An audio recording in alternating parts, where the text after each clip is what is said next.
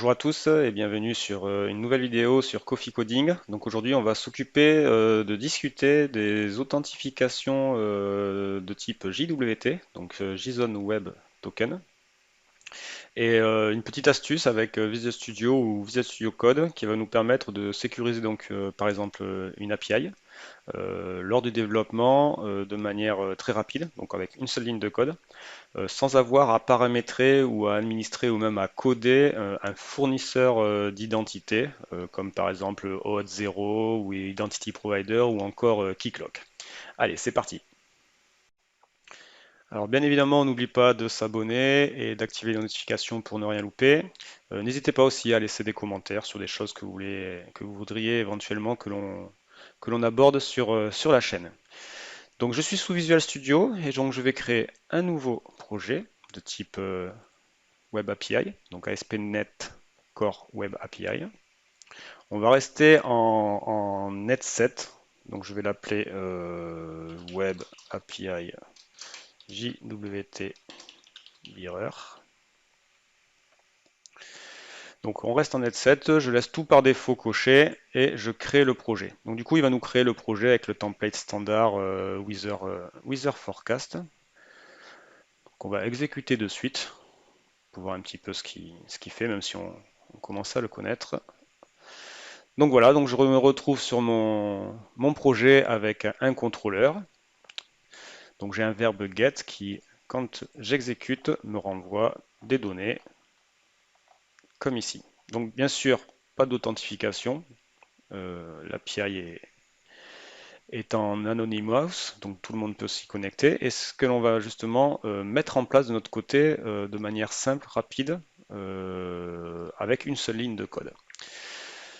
Donc aujourd'hui, si je voulais justement sécuriser mon API, il faudrait que je mette en place, soit je créerai mon propre projet, mon propre fournisseur d'identité que je gérerai moi-même, soit j'utiliserai déjà des produits sur étagère, comme par exemple Keycloak ou Auth0, ou je pourrais aussi utiliser Identity Provider que j'instancierai soit avec un produit déjà tout fait, soit avec aussi un provider sur Azure AD, etc., etc. Donc en gros, lors de la phase de développement, j'aurai quand même pas mal de choses à mettre en place pour pouvoir utiliser mon authentification.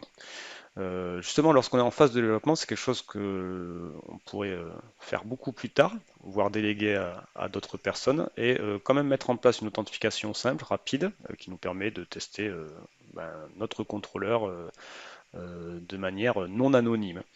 Il y a un petit outil qui existe justement avec Visual Studio ou Visual Studio Code qui nous permet de faire ça sans avoir à mettre en place donc un fournisseur d'accès.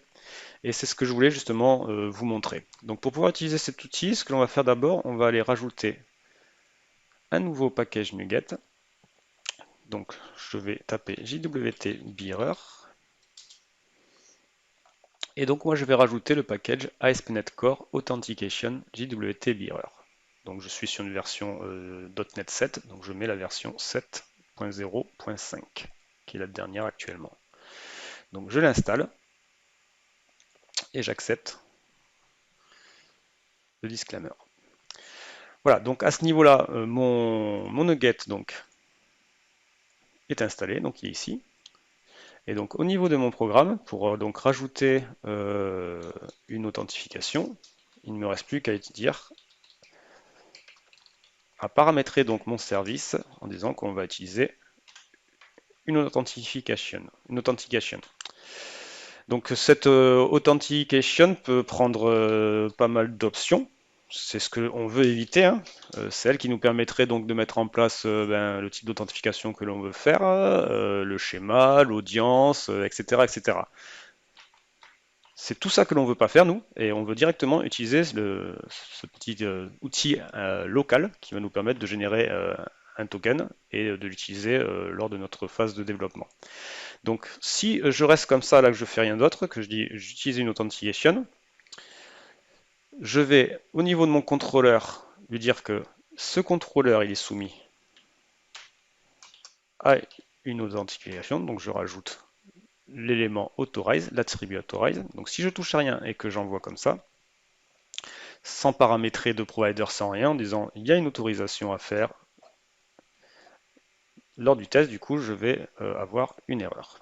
Voilà, il me dit qu'en gros, il y a une authentification qui a été spécifiée, mais on ne sait pas du tout quel est le schéma par défaut utilisé, donc badaboum. Donc nous, ce qu'on va faire au niveau de notre programme, on va lui dire d'utiliser une authentification de type JWT Bearer, qui lui aussi prendrait des options, etc., etc., mais on va le laisser, nous, vide, justement. Donc là, à ce niveau-là, mon authentification, elle est mise en place et elle est prête. Donc on va aller revérifier tout ça.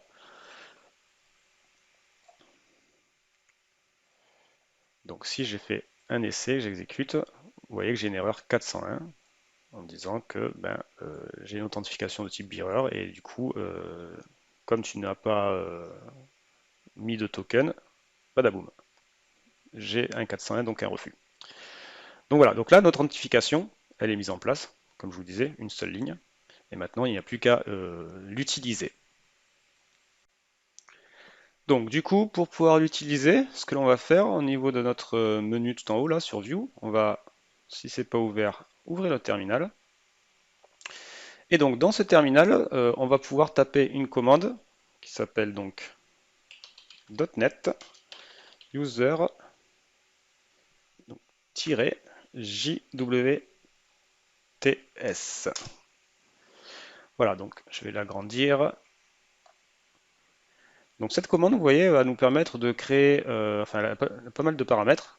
Donc clear, create, key, list, etc., etc. Et nous, ce qui va nous permettre, ce qui va nous intéresser, c'est surtout de créer un token dans notre fournisseur d'identité locale qui va créer en mémoire en gros, et qui donc aura une durée de vie, le temps de faire nos développements. Donc pour créer un token, je vais reprendre la commande et je vais donc rajouter create. Donc là, il me dit que le projet n'est pas trouvé, effectivement, parce que si on regarde le chemin de notre projet, je suis au niveau de la solution et pas du projet. Donc si je fais dire, vous voyez que le répertoire de mon projet, c'est webapi.jwtbearer. Donc on va aller dedans, web API, JWT, voilà. Et là, je vais donc recréer mon token. Et donc c'est là un petit peu où la magie opère. Donc du coup, il nous a créé un token qu'il a sauvegardé sous l'ID 732, etc., etc. Donc pour info, ce token va se retrouver dans le répertoire AppData local, je ne sais plus trop où. La doc de Microsoft donne l'endroit où ça se trouve, donc si ça vous intéresse, vous pouvez aller voir. Nous, c'est pas tellement le but, hein. Le nom, c'est le nom de ma machine, et surtout, donc je me retrouve ici avec mon token. Et ce qu'il faut savoir, c'est ce qu'il a fait derrière quand même, c'est qu'il a configuré notre projet. Donc si on regarde dans l'app setting.json, vous voyez, il nous a rajouté un petit peu tout ce que l'on voulait s'astreindre en disant que on a une authentication qui est basée sur un schéma de type bearer et dont tous ces URL là sont les audiences pour lesquelles on peut donc utiliser cette authentification. Alors, comment il a trouvé ces adresses IP? Bon, en fait, c'est surtout la configuration de notre projet. Aujourd'hui, il a été récupéré voilà, suivant notre mode d'exécution. Tous les URL possibles pour l'exécution de notre projet. HTTPS ou HTTP, etc. Donc voilà, donc là, nous on a fini notre authentification en mode local, donc du coup on va la tester. Donc comme on va tester maintenant l'ajout d'un bearer, on va passer sous Postman pour pouvoir faire le même travail que nous fait notre Swagger. Donc je vais exécuter le projet.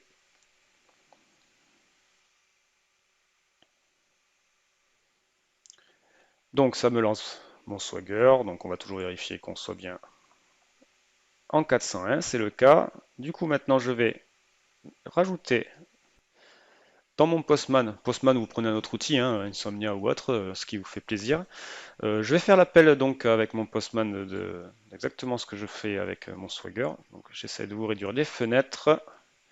Voilà, donc moi je vais prendre mon URL ici.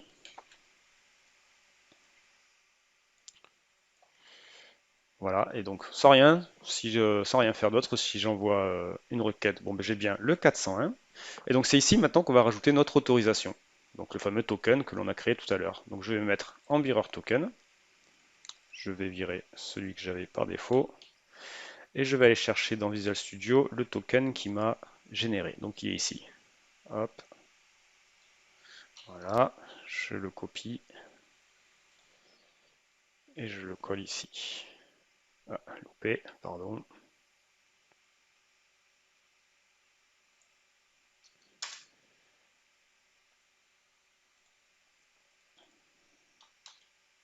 Je sais plus faire le copier-coller. Suivant.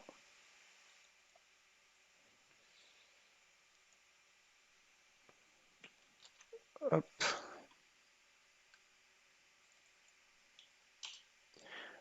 Voilà, donc j'ai mis mon token. Et donc je vais exécuter la requête. Et vous voyez, j'ai bien 200 qui apparaît. Et donc mon token a été pris en compte. Voilà, donc c'est plutôt pratique, plutôt rapide. Et ça nous permet donc de mettre en place une authentification sans avoir à passer par un fournisseur que l'on aurait à paramétrer. Voilà, c'est tout pour cette vidéo. J'espère que cette petite astuce vous aura plu. N'hésitez pas à vous abonner, à laisser des commentaires, à activer les notifications. Et moi, je vous dis à la prochaine. Bye bye.